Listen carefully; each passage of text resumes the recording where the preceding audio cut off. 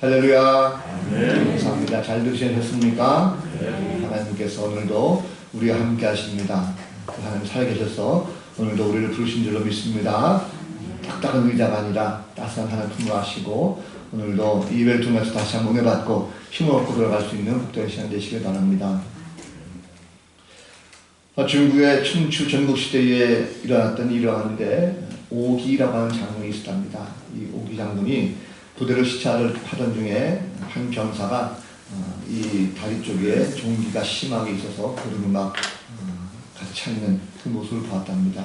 이 오기 장군이 서슴지 않고 그 병사의 즉 종기난 거기다 입을 대고 고름을 빨아서 그를 치료해주는 일이 있었습니다.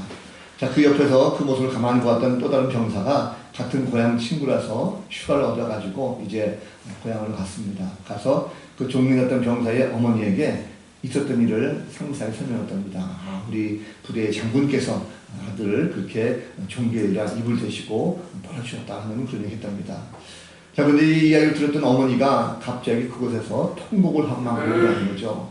이 병사 깜짝 놀랐습니다. 아니 어머님, 이 장군께서 이렇게 귀한 분이 아들을 위해서 그렇게 했다면 이거 정말 고마운 일이고 감사할 것이고 은혜가 되는 것인데 왜 그렇게 우십니까? 물었답니다. 그랬더니 어머니가 하신 말씀이 옛날에 내 남편이 바로 이 오기 장군이 남편의 고름을 빨아줘가지고 이 남편이 그 은혜 때문에 이 장군을 위해서 목숨까지 바쳐서 결국은 전사했는데 우리 아들이 또다시 그 장군이 아들의 무릎을 빨아줬다 하니 우리 아들도 역시 마찬가지로 그 장군에게 또다시 목숨을 바칠 것이 아닌가 하면서 통곡하고 그렇다라고 그런 얘기가 있습니다.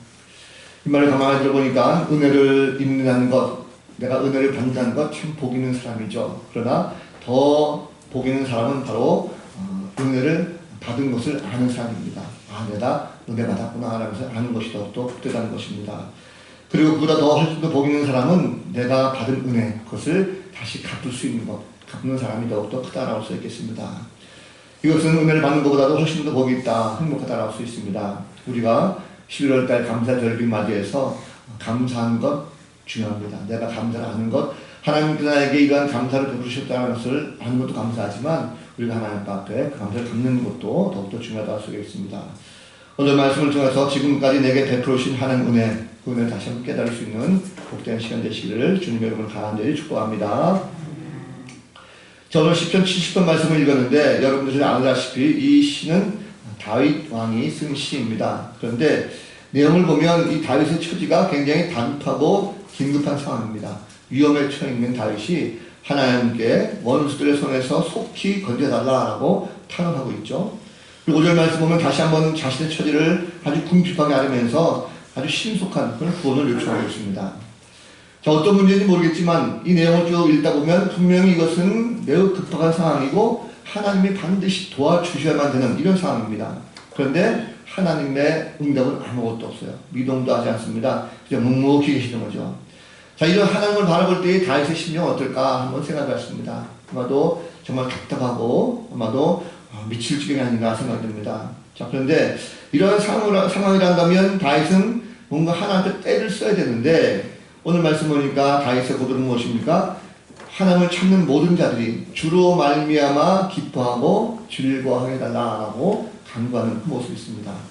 자, 주로 말미암아 이런 것은 표준세번을 보니까 주님 때문에 라는 것으로 했던 것을 보게 됩니다. 한마디로 말하면 지금은 다윗은 믿는 자들이 모두 주님 때문에 하나님 때문에 기뻐하고 즐거워하게 해달라고 간청하고 있는 거죠.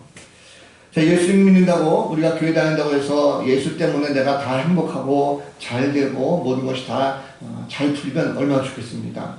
그러면 우리가 다 하나님 믿죠. 예수님 다 믿죠. 그런데 지금 보면 하나님 때문에 보면 다 그런 것 같지 않아요. 모두 다 즐겁거나 기쁘지 않습니다.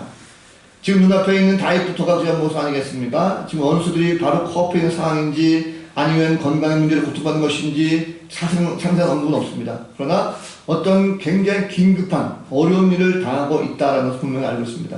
속히 도와달라 하는 걸 보면 아마도 목숨이 굉장히 좀 위태로운 그런 상황이 아닌가 생각이 듭니다. 주위 사람들이 온갖 조롱하고 비웃음이 가득합니다. 하나님을 믿는다고 한다면 하나님을 믿으면서 뭔가 좀 기쁘고 즐거운 일이 있어야 되는데 오히려 보니까 조롱당하고 오히려 부끄러운 모습으로 전락하고 말았습니다. 가뜩이나 지금 급박한 상황인데 이럴 때일수록 가장 긴급하게 하나님이 정말 살아계신다고 한다면 빨리 이러한 신실한 사람에게 손을 내밀어서 그를 구해주셔야 되지 않겠습니까? 그런데 하나님의 모습은 꿈쩍하지 않고 있어요. 아무것도 없습니다. 필요할 때 정말 도와주셔야 하나님이죠. 그래야 뭔가 밑들어서 잘 믿는 거 아니겠습니까? 자, 현대인들은 살아갈 때 어려움 당한다면 가장 필요한 것이 뭘까 한번 생각해봤습니다. 우리가 살다 보면 어려운 일이 많이 있죠. 정말 그럴 때 뭔가 필요합니다. 사업하는 사람은 물론 물질적인 돈이 필요할 것이고 거래처 확보가 필요할 것이고 몸이 아픈 사람에게는 유능한 의사라든지 좋은 약이 필요할 것입니다. 그리고 시험을 앞두고 있는 수험생들은 뭔가 시험에 대한 좋은 정보, 대학에 대한 좋은 정보가 꼭 필요하죠. 자, 돈 때문에 기뻐하고 또 유능한 의사 때문에 기뻐하고 그리고 좋은 시험 정보를 얻어서 그것 때문에 즐겁다라고 하는 그런 사람들이 많이 있습니다. 그런데 만약 이런 것들이 없을 때 우리가 과연 기쁨과 즐거움을 유지할 수가 있을까라는 것입니다. 다시 말하면 현재 내가 당하고 있는 모든 물질적인 고난이라든지 건강에 대한 어려움이라든지 좋은 성적을 받지 못해도 내가 감사할 수 있을까라는 것입니다. 사람들은 자신의 기쁨과 행복을 위해서 원하는 것을 얻으려고 서로 다투기도 하고 또 그것 때문에 등을 돌리기도 합니다. 이미 가지고 있는 것도 참 많죠. 그런데 가만히 보면 사람들은 이미 주어진 것 때문에 감사하기보다는 없는 것 때문에 원망하고 불평 부리고 오히려 그 때문에 욕심 부리는 것을 많이 보게 됩니다. 결국 감사 없는 사람들을 보면 항상 마음이 편치 않습니다. 불편하죠. 믿는 자들도 마찬가지입니다. 감사하지 못하면 어려움 당할 때 눈앞에 있는 것 때문에 쉽게 실망하고 좌절하게 됩니다. 지난주에 한 개구먼이 자기 어머니와 함께 세상을 떠났던 이 사건이 있었어요. 굉장히 마음이 아프죠. 사람들의 표정을 보니까 이 개구먼은 아주 착실한 그리고 굉장히 인정받는 심성도 너무 좋고 또 똑똑하기도 해서 많은 사람들이 귀감을 삼았던 그런 개구먼이었습니다. 또 착실한 기독교인이었더래요. 그러니까 더욱더 안타까운 모습이 많이 있습니다. 방송 기사에 의하면 그가 햇빛 알레르기가 있었다라고 합니다. 그것 때문에 여러 가지 육체적으로 많이 힘들었었고 또 심리적으로도 많이 고생했다라고 해요. 왜 그가 그렇게 극단적인 선택을 했는지, 왜 하나님을 믿으면서도 그런 생각을 했는지 알 필요는 없습니다. 이미 고인됐기 때문에 알 수가 없죠. 그러나 저는 그 사건을 보면서 그런 생각을 했습니다. 만약에 이분이 좀 더 자신을 깊이 돌아보면서 내가 지금 가지고 있는 것 때문에 원망하고 불평하기보다는 내가 누리고 있는 것 때문에 더욱더 감사를 찾았으면, 감사의 조건을 더 찾았으면 어떻게 됐을까 하는 그런 생각을 해보게 됐습니다. 요즘 세대는 참 각박하죠. 사람과 사람 사이에 감사하는 마음이 많이 사라졌습니다. 옛날에 보면 자그마한 일 때문이라도 감사하고 상대방을 배려해주고 서로 기뻐하고 서로가 즐거웠습니다. 그런데 인간은 죄로 말미암아 감사보다는 서로 헐뜯고 또 자신의 이익만 생각하는 이기적인 사람들이 참 많아졌습니다. 죄의 본성 때문에 서로 다투고 도저히 이해 못하는 그런 상황까지 가는 경우가 많죠. 부모와 자식 간에 또 형제자매 간에 다투고 너 때문에 우리 가정이 이렇게 됐어. 그것 때문에 하면서 원망하는 경우가 많습니다. 결국 감사하지 못하면 모든 원인이 상대방에 있다고 생각합니다. 환경 때문에, 이 사람 때문에, 이 물건 때문에 내가 이렇게 됐다고 말하는 사람들이 참 많다는 거죠. 자, 다윗은 지금 몹시 불행한 상황입니다. 시 내용을 봐서는 지금 당장 급한 것이 강한 군사라든지 아니면 목숨을 좀 구해줄 만한 힘 있는 자가 와서 그를 구해야 바로 기쁨이 있다라고 할 수가 있습니다. 그런 상황에도 불구하고 다윗은 그가 주로 말미암아 기뻐하고 즐거워한다라고 고백합니다. 정말 다윗이 하나님 때문에 기뻐하고 즐거워한 것일까? 오늘 본문 말씀 보면 가장 먼저 봐야 될 부분이 있습니다. 뭐냐면 시 전체 내용을 보기 전에 이가 시 시작하기 전에 보면 표제부라는 것이 있는데 표제부를 보면 바로 다윗의 시로 기념식에서 인도자를 따라 부르는 노래라고 표현되어 있어요. 자, 다윗의 시 기념식에서 인도자를 따라 부른다는 것은 어떤 의미입니까? 분명히 내용을 보면 굉장히 슬픕니다. 이것은 일종의 비탄시라고 해요. 아주 비참하고 그리고 슬퍼하며 탄식하는 그 시가 바로 비탄시입니다. 그래서 묘하게도 이 내용을 보면 굉장히 암울하지만 이 시가 바로 기념식에서 낭송되었다라고 하는 이 표현입니다. 자, 왜 기념식에서 이것이 낭송되었을까? 기념식은 좋은 자리입니다. 뭔가 승리하는 자리고 뭔가 기뻐하는 자리입니다. 좋은 소식을 전하는 이런 자리이기 때문에 그 자리에서는 즐겁고 유쾌한 시를 낭송해야 맞습니다. 그런데 왜 이 시가 하필이면 이런 암울한 시가 그런 기념식에서 낭송되었을까라는 것입니다.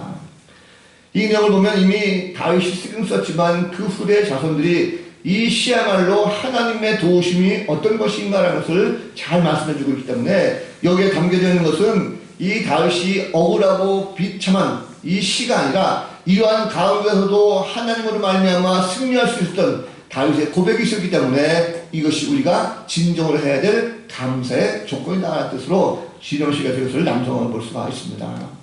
그래서 이 시는 아이를 향해도 원망과 불평이 들어있는 것이 아니라 감사가 거기에 들어있다는 거죠. 즉 밀물 같은 다윗의 인생을 이렇게 높여주신 하나님에 대한 감사가 있는 것입니다. 우리는 그래서 이 시를 보면 무엇을 가지고 그럼 우리가 감사해야 될 것인가라는 것을 찾을 수가 있습니다. 첫 번째 보면 하나님은요, 믿는 자들을 속히 도우시는 분이기 때문에 감사할 수 있다는 것입니다. 자, 여러분 우리가 다윗에 대해서 많이 들었습니다. 많이 알고 있죠. 과거를 한번 생각해 보시기 바랍니다. 그는 굉장히 가난하고 궁핍한 사람이었어요. 한낱 목동에 불과한 인물이었습니다. 그가 자라면서 장수한 가운데 그는 평탄한 날이 없었어요. 주변에 항상 원수들이 많았습니다. 다시 말하면 다윗은 경제적으로도 몹시 힘들었었고 가난했을 뿐만 아니라 악한 자들이 항상 주위에서 압박을 받기도 했었고 괴롭힘을 당했던 그런 사람이었습니다. 경제적으로 사회적으로 살아가기에 굉장히 힘들었던 사람이 바로 다윗이었습니다. 이렇게 비참한 한 명수에 살았던 사람입니다. 세상 사람은 그를 거들떠보지 않았어요. 손가락질했습니다. 그래서 아무도 도움을 받을 수 없는 처지가 되고 말았습니다. 자, 그런데 그러한 다윗이지만 하나님께서 다윗에게 은혜를 베푸시다는 거죠. 수없이 많은 어려움과 인생의 길 가운데 항상 하나님 그를 안전하게 인도하시고 지켜주셨다는 사실입니다. 그런 다윗이기 때문에 그는 늘 하나님만이 나의 도움이시요 나의 피난처시고 나의 산성이 되신다라고 다윗은 고백합니다. 뿐만 아니라 하나님만이 환난을 만난 큰 도움이시고 나에게 주신 모든 도움은 바로 천지를 지으신 하나님으로부터 나에게 온다라고 다윗은 고백하고 있어요.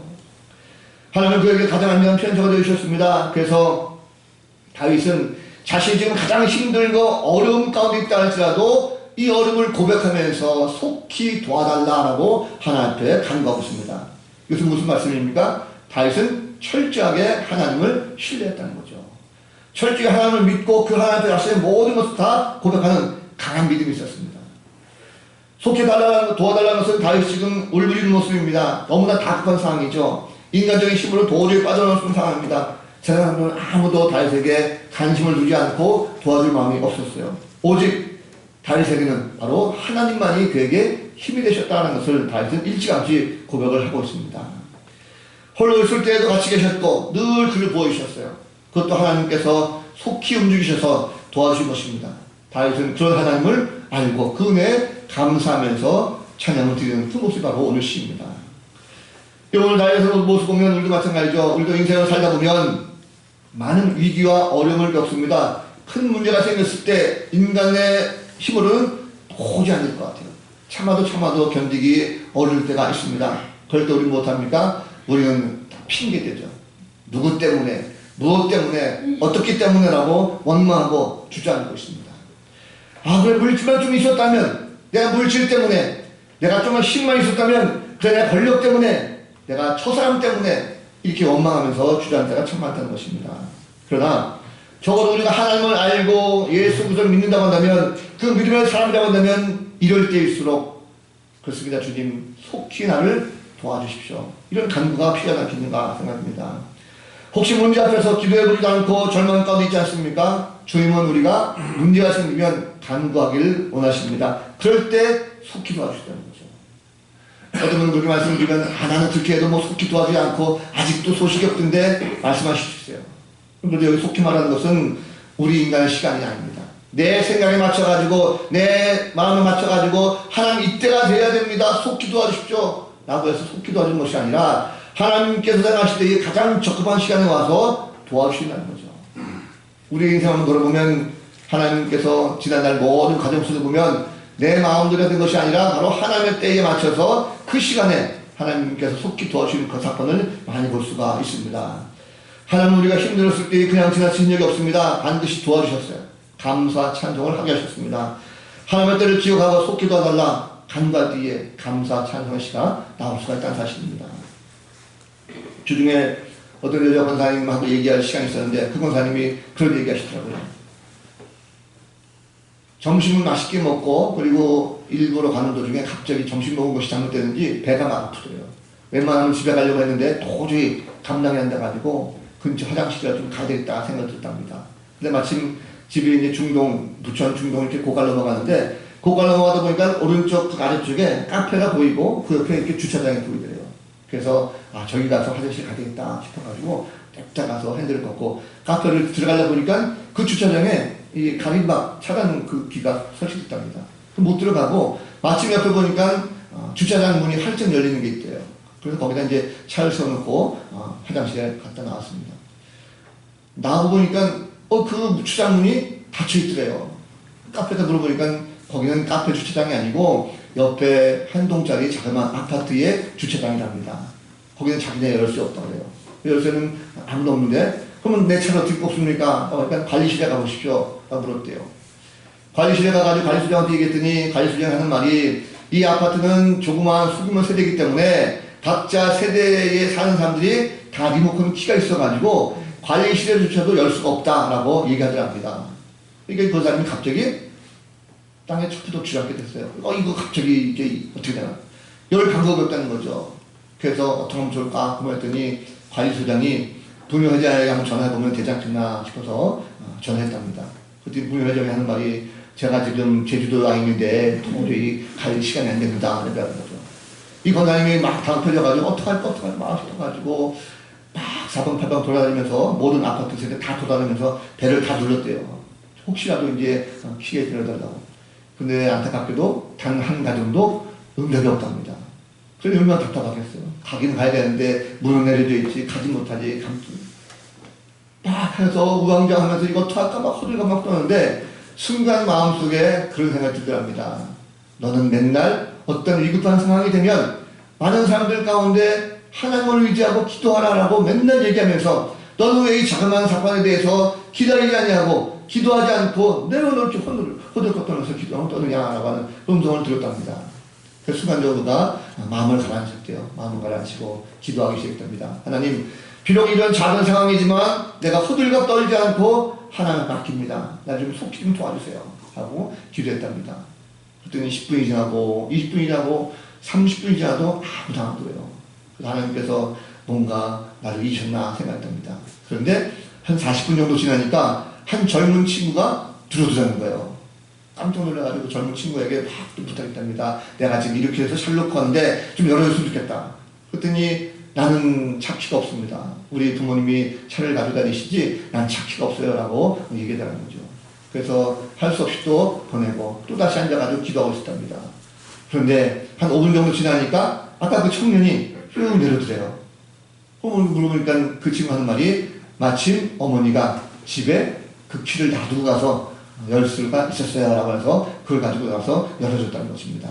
그때 이 권사님이 나오면서 감사하고 하나님 비록 사소한 거지만 내가 정말 급하게 이럴 때 이런 상황이 될 때 내가 내 생각대로 급하게 해결될 것이라고 간구한 것이 아니라 하나님께 좀 맡기고 천천히 여유있게 해결해달라고 해달라면 반드시 하나님께서 때에 맞춰서 해주시는 거라는 것을 알았으니까 이제는 그렇게 기도하겠습니다 라고 고백했답니다.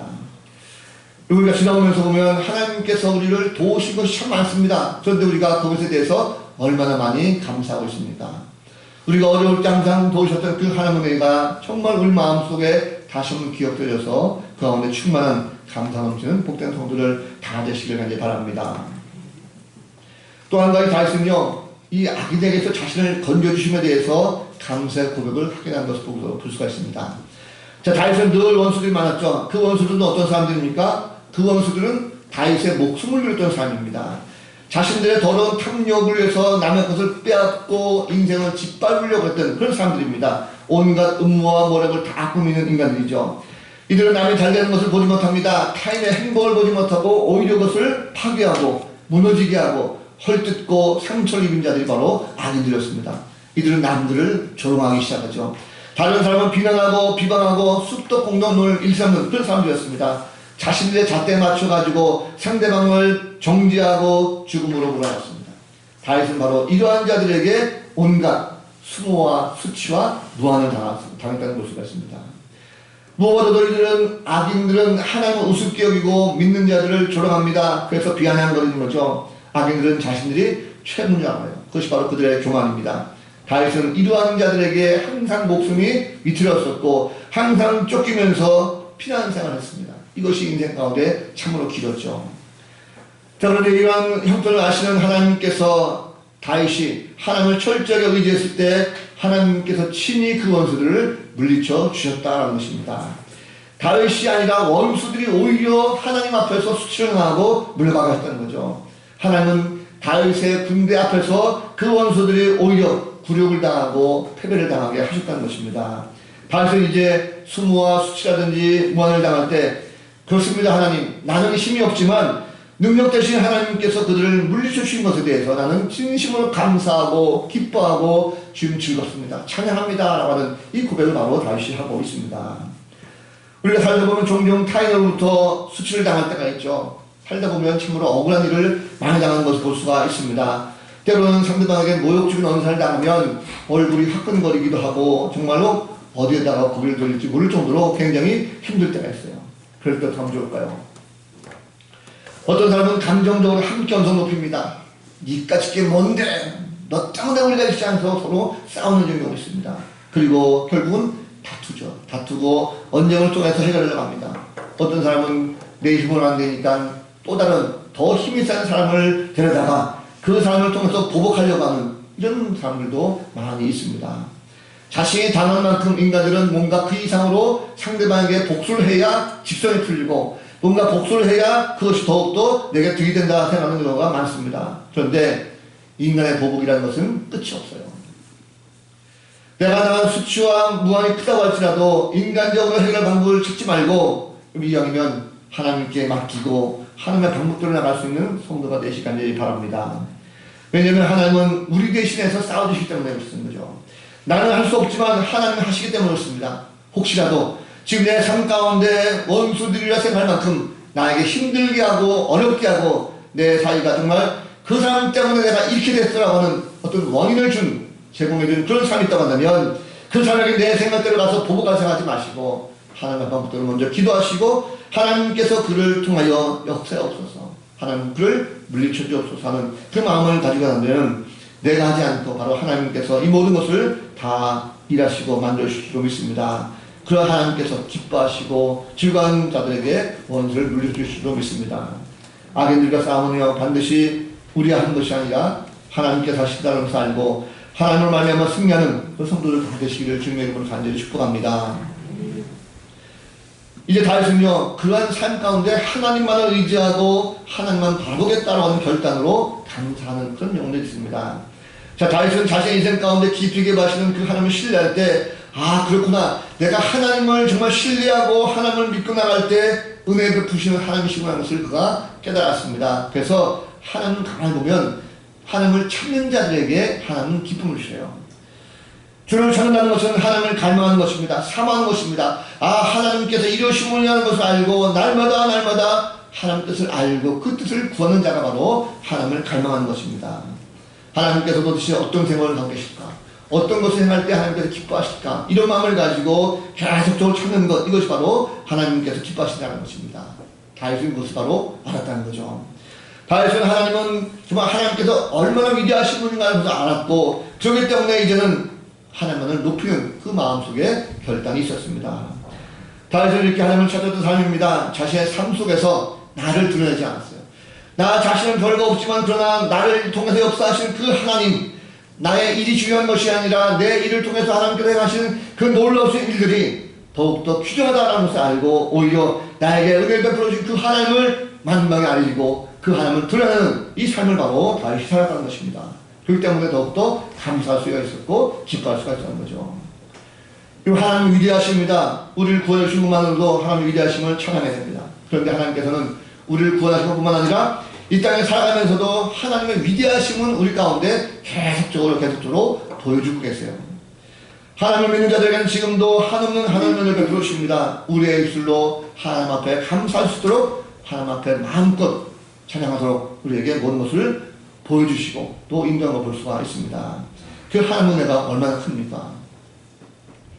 하나님을 철저하게 믿고 의지하며 나갈 때 하나님은 상상하지 못했던 커다란 일들을 보여주십니다. 주중에 또 한 가지가 있었어요. 같이 테니스를 치는 목사님 한 분 계시는데 영등 보지만에서 개척기 하시는 젊은 목사님이십니다. 50세가 된 목사님인데 이 목사님 간증을 제가 듣고 정말 하나님 위대하시다 그랬어요.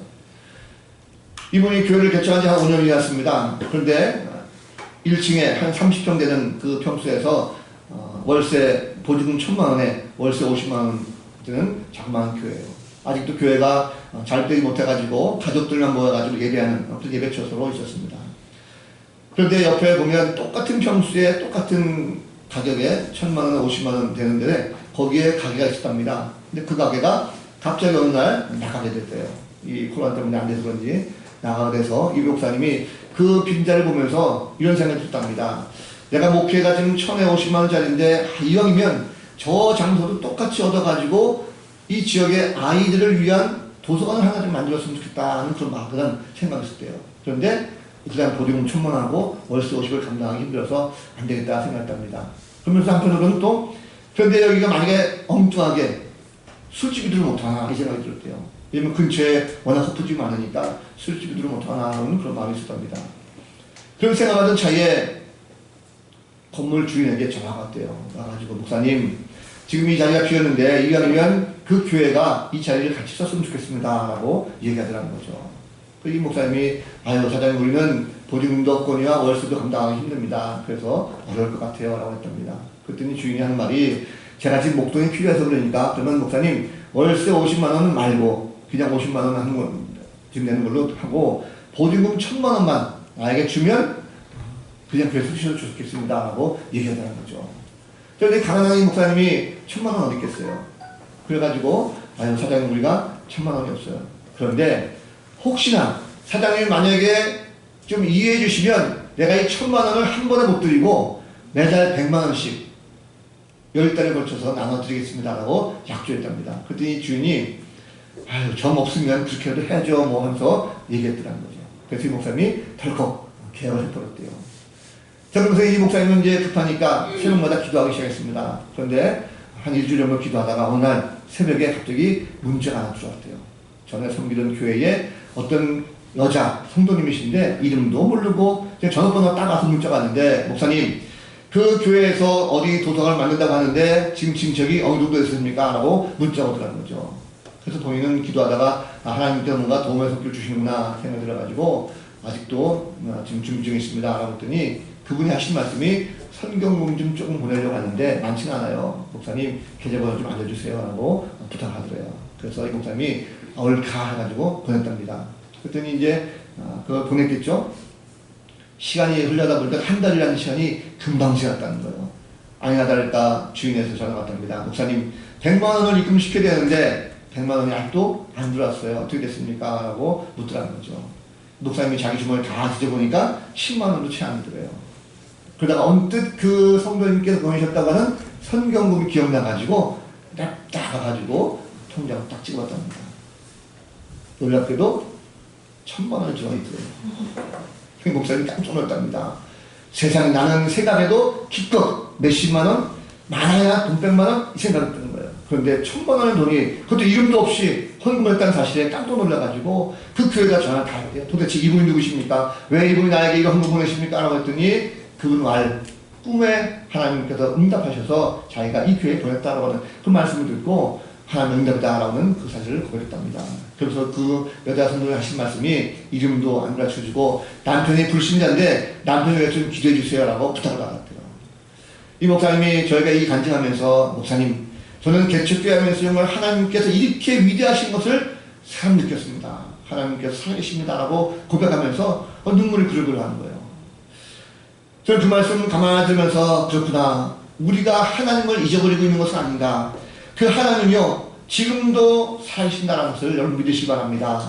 그 하나님이 남의 하나님이 아니라 바로 나의 하나님이시라는 것을 믿으시기 바랍니다. 그 하나님이 남에게만 기적 주는 것이 아니라 우리도 마찬가지입니다. 우리도 하나님 앞에 정말 힘들고 어려울 때 간구하면 우리의 아픔을 잘 아시는 그 하나님께서 우리에게 지금 관심을 두고 계시기 때문에 그 하나님의 손길이 바로 우리 가운데도 임하게 될 줄로 믿습니다. 그 하나님의 위대하심에 감사 감격이 더욱더 커질 수 있는 성도들 다 되시면 좋겠습니다. 하나님은 지금도 하나님 한 분만으로 감사하는 성도들에게 말하십니다. 그래서 모든 수치와 수모 속에서도 건져주시는 그 하나님 때문에 즐거워하고 기뻐하기를 원하시는 거예요. 하나님은 우리의 기쁨을 그런 것입니다. 우리의 마음과 뜻을 잘 감찰하시고 즐거움을 주시는 분이십니다. 예수님께서 그런 분이시죠. 예수님은 우리에게 기쁨과 즐거움을 주셨습니다. 죄악 가운데 머물렀던 우리들입니다. 우리는 온갖 고통과 근심 속에 살았습니다. 많은 사람들 가운데 수치를 당하며 숨을 당하며 살았습니다. 전 존재였어요. 그런데 친히 예수님께서 십자가에 달려 돌아가심을 알면서 이제는 우리가 이 땅에 소망을 두는 것이 아니라 영생에 대한 소망을 가지고 더욱더 기뻐할 수가 있게 됐다는 사실입니다. 이 세상의 그 어떤 즐거움보다도 더 즐거운 천국 생활을 우리가 꿈꾸면서 살게 되었어요. 이 땅에 살아가는 백성들이 천국에 대한 소망을 샀기 때문에 어떤 것에도 우리가 감사할 수가 있다는 것입니다. 예수님은 원래 하늘의 높은 보좌에 계신 분이십니다. 친히 인간 되셔서 인간의 삶 속에 깊이 관여하셨어요. 이제는 우리가 예수 그리스도를 말미암아 예수님 때문에 즐거움과 기쁨을 누리고 있다는 사실입니다. 우리는 예수 그리스도라는 참 보배를 우리 마음속에 품은 하나의 그릇입니다. 그래서 이제는 세상의 어떤 조롱과 멸시당해도 결코 우리는 무너지지 않습니다. 왜 그렇습니까? 주님이 우리와 함께 하시고 이미 우리 안에 계시기 때문에 주님과 함께 한다면 세상을 이길 수 있는 힘도 넉넉히 주님께서 주시기 때문에 그렇습니다. 고린도후서 4장 8절 말씀 보면 우리가 사방으로 위쌈을 당하여도 쌓이지 아니하며 답답한 일을 당하여도 낙심하지 아니하며 박해를 받아도 버림받지 아니하며 거꾸로 뜨림을 당하여도 망하지 아니하고 우리가 항상 예수의 죽음을 몸에 짊어지면 예수의 생명이 또한 우리 몸에 나타나게 하려 함이라 말씀하고 있습니다. 이제는 세상의 그 무엇 때문에 우리가 기뻐할 것이 아니라 바로 예수 때문에 기뻐하고 예수 때문에 감사할 수 있는 성도가 되어야 될 줄로 믿습니다. 감사하는 조건이 참 많죠. 세상 사람들은 나에게 꼭 필요한 것들, 내가 필요한 것들이 채워지면 감사합니다. 돈이 필요할 때 돈이 채워지면 감사합니다. 명예가 주어지면 감사해요. 권력이 주어지면 감사합니다. 그것 때문에 감사하죠. 그러나 믿음의 사람들은 그러면 안 됩니다. 믿음의 사람들은 바로 예수 그리스도를 말미암아 주님 때문에 내가 감사하는 자가 될 줄 믿습니다. 죄의 억압에서 해방시키시는 그 주님의 은혜 때문에 내가 감사했다는 거죠. 원수들의 온갖 압제와 수모라든지 수치스러운 가운데 있다 할지라도 참 자유를 주신 그 주님 때문에 우리가 감사하는 모습이 필요합니다.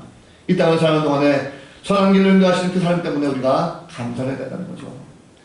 다윗의 삶을 보면 그는 일평생 하나님 때문에 기뻐하고 하나님 때문에 즐거운 인생을 살았습니다. 그에게는 세상의 부귀영화가 중요한 것이 아니었어요. 이것을 주관하시는 하나님 때문에 오히려 더욱더 감사하고 행복한 삶을 살았다는 것입니다. 다윗은 그의 삶 가운데 보면 원수들이 끊이지 않았어요. 계속적으로 왕이 되기 전까지, 왕이 되고 나서도 그 이후에도 계속적으로 그는 끊이지 않고 원수들이 계속 있었습니다. 그런데 다윗은 그들을 결코 두려워하거나 그들 때문에 좌절하지 않았습니다. 항상 늘 감사하고 하나님과 동행하는 삶을 살 수 있기 때문에 기뻐할 수가 있었습니다. 하나님 한 분만으로 감사하며 살아갈 때 하나님은 그의 모든 길을 다 형통하게 붙잡으셨어요. 그래서 그의 가문을 통해서 이 땅의 구원자 바로 메시아 예수 그리스도까지 탄생케 되는 이 축복도 누리게 됐다는 것입니다. 어려운 상황 속에 감사할 때 다윗은 오히려 하나님의 역사를 더욱더 빨리 경험하게 됐어요. 그렇기 때문에 감사할 때 없는 것에 대해서 원망보다는 있는 것에 대한 기쁨을 가지고 더욱더 우리가 크게 느낌을 받을 수가 있습니다. 오늘 예를 들어 모든 성도들도 감사함으로 모든 어려운 문제들이 하나님을 말미암아 하나님 때문에 속히 해결되고 기쁨과 즐거움을 마음껏 누릴 수 있는 성도가 되었으면 좋겠습니다. 말씀을 정리합니다. 여러분, 예수님 때문에 감사한 성도들 되시기 바랍니다. 그래서 예수님 한 분만으로 내가 주님 때문에 감사하고 주님 때문에 만족하고 주님 때문에 기뻐합니다. 이런 고백이 우리 성도들 입에서 나왔으면 좋겠습니다. 젊은 우리가 비록 힘이 없고 약해도 주님 때문에 감사할 수 있는 조건들을 많이 만들어 주셨어요. 다음 주일은 추수감사절입니다. 지난 1년 한 해를 돌아보면 감사 조건들이 얼마나 많은지 몰라요. 그것을 한번 찾아봤으면 좋겠습니다. 그래서 다음 주에는 형식적인 추수감사절이 아니라 마음속에서 우러나오는 진정한 감사가 있었으면 좋겠어요. 무엇보다도 그렇습니다. 지금 내가 오늘 주님 때문에 지금까지 왔습니다. 주님으로 말미암아 지금까지 행복했습니다. 주님 때문에 내가 이렇게 즐거웠습니다 하는 진정한 감사가 여러분을 통해서 마음껏 넘치는 시간이 되었으면 좋겠습니다. 한 주간 동안도 우리가 내게 베풀어진 감사가 무엇인지를 깊이 묵상해 보시고 다음 주에는 우리 모두 함께 기뻐하고 즐거워할 수 있는 참된 감사절 되기를 우리 구주 예수 그리스도 이름으로 간절히 축원을 드립니다. 기도하겠습니다. 거룩하신 하나님, 눈에 보이는 것 때문에 원망하고 불평하고 또 마음이 심히 어지러울 때가 참 많았습니다. 그러나 예수 때문에, 주님 때문에 이것이 나에게 기쁨이요 즐거움을 고백하는 그런 성도들 되기를 합니다. 어떤 환경을 바라보는 것이 아니라, 그것 때문에 낙심할 것이 아니라 그 모든 것을 극복하게 만들어주시는 바로 예수님의 은혜를 깊이 알게 하시고 그 가운데 더욱더 주님 때문에 감사를 통하는 귀한 성도 되도록 축복하여 주옵소서. 감사 찬양하옵고 살아계신 예수 그리스도 이름으로 간절히 기도하옵나이다. 아멘.